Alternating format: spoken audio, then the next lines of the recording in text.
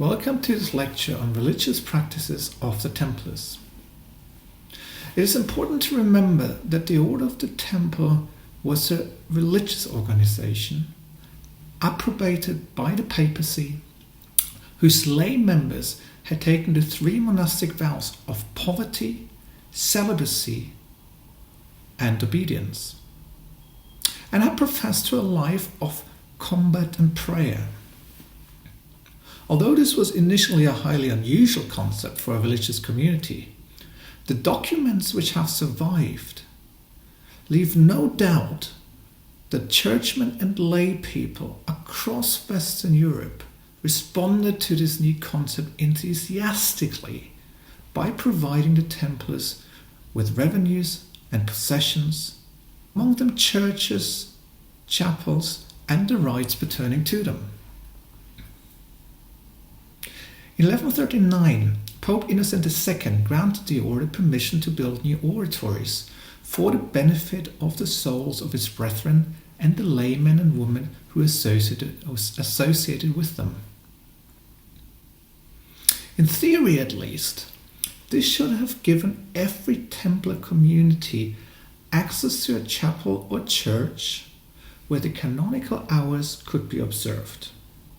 There can be no doubt that in the decades to come, the Templars established a recognizable religious presence across many parts of Europe, and of course the Levantine coast. In the Latin East as elsewhere, the ringing of church bells alerted those living in the vicinity of a Templar community to the profoundly religious nature of their neighbors, as did, of course, the very sight of a Templar church or chapel and the border stones bearing the order's insignia, which delineated the properties of Western commanderies. The churches which the Templars established themselves were usually of rectangular shape, like the Church of the Templars Commandery at Mont-Saulnay in the Pyrenees, and they were often modelled on existing local examples, although quite a few took their inspiration from the Church of the Holy Sepulchre in Jerusalem, and the Templar Church in London is one example. The round churches at Tomar in Portugal and at Oosterlaas on the Danish island of Bornholm are another. It was also in 1139 that the Templars were for the first time officially permitted to accept priests as fully professed members of the order. These Templar chaplains conducted services, heard confessions, buried the dead, and gave absolution for certain offences. In reality, however, the number of professed Templar chaplains was never high, and most Templar communities continued to rely on outsiders or priests on fixed-term contracts for these tasks. This and the fact that many of these auxiliary priests were associated with nearby religious houses which followed their own liturgical traditions meant that in Europe at least, the Templars always remained spiritually deeply rooted in the locality. These deep roots were further strengthened by a web of personal, familial, and institutional ties with local monasteries and cathedral chapters. The Cistercians in particular proved to be important allies, not least because the most famous and most outspoken 12th century Crusade propagandist, the famous Bernard of Clairvaux, had acted as spiritual mentor to the first generation of Templars. He had also been heavily involved in the drafting of the original Templar rule. Not surprisingly, therefore, the Templars' daily religious routine as formulated in the rule mirrored closely that of the Benedictines, whose rule the Cistercians had shared. Now, the daily routine of the Templar brothers was highly regimented and evolved around the canonical hours and the Mass. The canonical hours were the times when sacred offices were performed, and each of these hours involved the recital or hearing of a prescribed number of paternosters, of which Templars were supposed to have heard 60 by midday. The canonical hours for the summer period were matins at 3:30 or 4 a.m., prime at 6 a.m., terz at 8 a.m., sext at 11:30 a.m., none at 2:30 p.m., vespers at 6 p.m., and compline at 8 p.m. During the winter, the schedule of offices was more compressed. For Templars on active duty in the field, allowances for a more flexible schedule were made. According to the Templar rule, they should say 13 paternosters for matins, 7 for individual hours, and 9 for vespers. And for purely practical reasons, after all, the Templars had to function as soldiers in the field, dietary restrictions in the temple were less severe than in most monastic institutions. For example, the rule explicitly advised the Templars not to take asceticism too far, and it allowed for meat dishes to be served 3 times a week. Still, these necessary adoptions should not deflect from the fact that daily religious routine in Templar commanderies was rigorously regulated, and to outsiders it would have looked similar to that of more traditional monastic institutions. Well, there might also be another explanation why the Templars adopted the rule of Saint Benedict and not, for example, the rule of Saint Augustine. In spite of the fact that the rule of Saint Augustine was more suitable for engaging with the outside world and was followed by the canons of the Holy Sepulchre, with whom the early Templars were closely connected. The explanation might be that, with the exception of the priest brothers, the professed members of the Order of the Temple were all laymen, not clerics. In that, they had more in common with Benedictine monks, who were also laymen, than with Augustinian canons regular, who were all clerics. And this might explain why the Benedictine rule suited them, the Templars that is, more than the Augustan one. Early in the morning, after prime, the brothers usually attended Mass.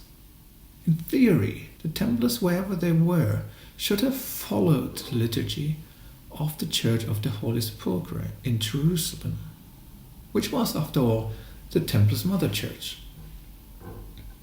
In practice, however, Templar communities in Europe seem to have preferred following local liturgical traditions, which were more familiar to them as well as to the celebrant priests. The quality of the liturgy varied greatly from one place to another.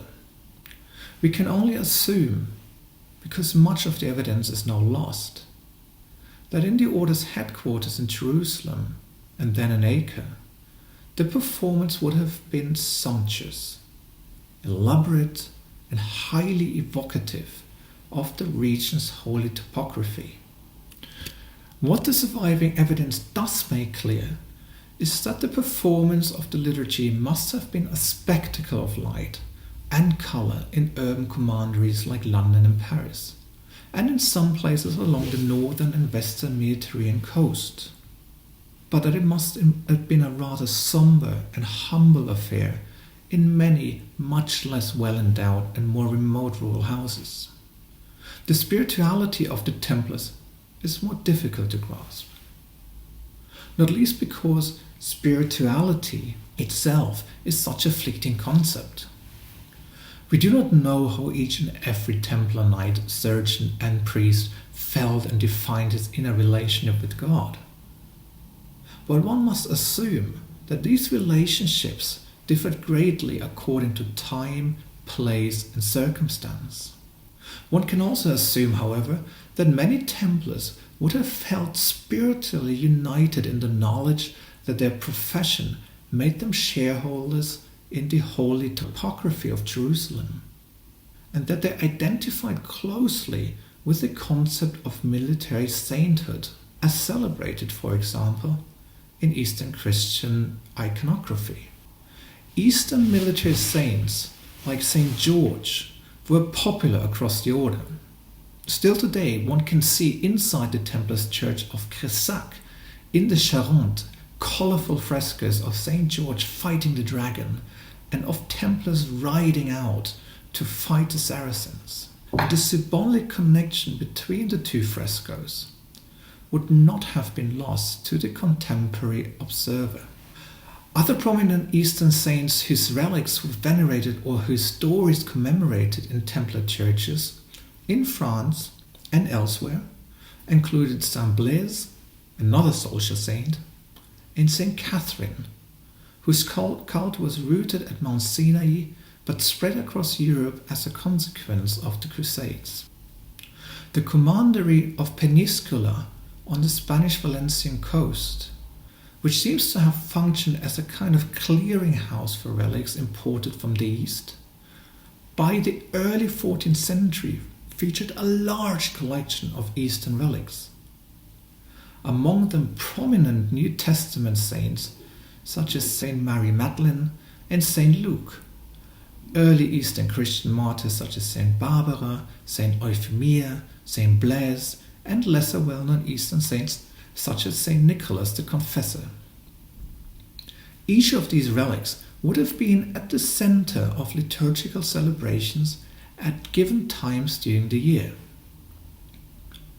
A magnificent collection like this, therefore, serves as a reminder that at commanderies like Península, which were connected to the Crusader states by the Mediterranean Sea, the outlook and devotional attention focused eastwards.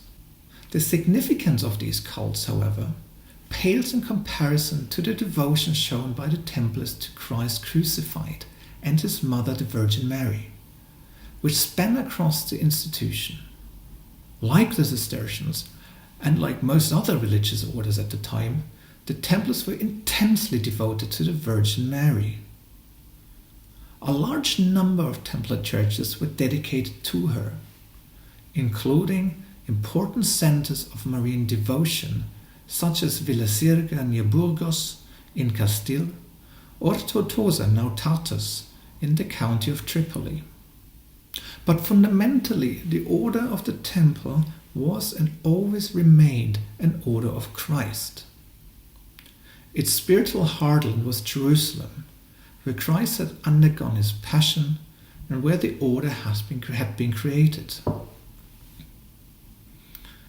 Like the Crusaders, the Templar brother had taken up the cross to follow Christ. But unlike the Crusader, his commitment to imitate Christ by following in his footsteps and thus accept death as reward for spiritual steadfastness was for life. The image of the cross, therefore, featured large in the iconography of the Templars. Not only was it prominently displayed on the Templars' habits, their uniform, so to speak, thus marking them as Knights of Christ. No, it also featured large among the devotional possessions of the Templar communities. Many Templar houses possessed cross reliquaries with fragments of the true cross, which they displayed prominently in their chapels and churches. As objects of sacred art, some of them were marvelous to behold. The Templars' church at Península, by the early 14th century, contained 3 reliquary crosses, all expensively elaborated and sumptuously decorated with silver, enamel, and precious stones. One of the crosses was described as made of gilded silver, decorated with a figure of the crucified and 48 large pearls, 4 stones the color of emeralds, 8 stones the color of sapphires, and 4 stones the color of rubies. Not all Holy Cross relics were as impressive as this, of course. But the point to make is that even in less elaborate forms, These very precious objects of devotion were so numerous in the order of the temple that they became to be seen almost as emblematic. During the Templars' trial from 1307 to 1311, witnesses who were familiar with the order frequently attested to the deep devotion that they saw the brothers display, in particular during Good Friday processions, at which the relics of the cross would have taken center stage. And still 20 years after the Templars' arrest, during Carnival in Pisa, it was the members of the town's confraternity of the Holy Cross who would dress as Templars, thus demonstrating that in public memory at least, the association of the order with the relic of Christ's passion was still alive.